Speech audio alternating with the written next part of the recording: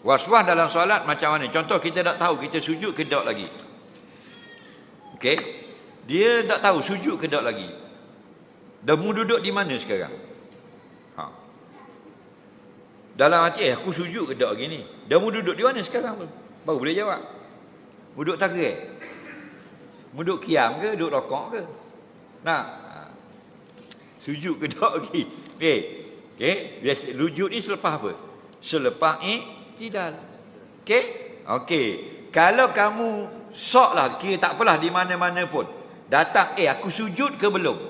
Berlaku syak itu dalam semayang, bukan lepas salam. Lepas salam tak laku dah syak. Faham? Sebelum salam, tak kira di mana pun. Contoh ginilah, kita sujud, biasanya kalau orang syak, dia bukan sujud kedok lagi. Dia akan syak, aku sujud 2 ke baru 1. Situ biasanya. Okey? Aku sujud sekedua. Nah, aku sujud tak lagi yang kedua, contoh. Atau tadi aku rokok ke tidak?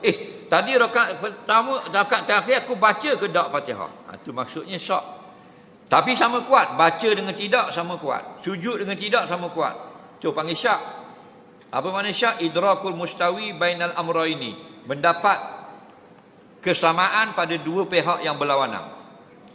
Buat dengan tak buat tu sama kuat. Itu panggil syak. Okey?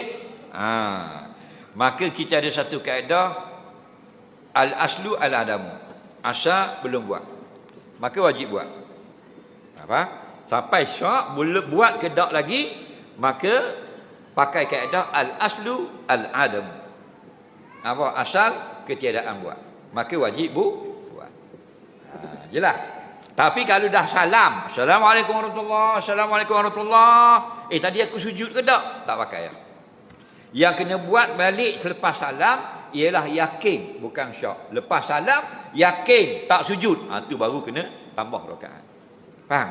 Tapi kalau lepas salam bukan yakin, syak saja, ragu je. Semayang tadi cukup ke tak? Semayang tadi rokok ke tak? Tadi Fatihah baca ke tak? Maka hangus dah, tak pakai dah.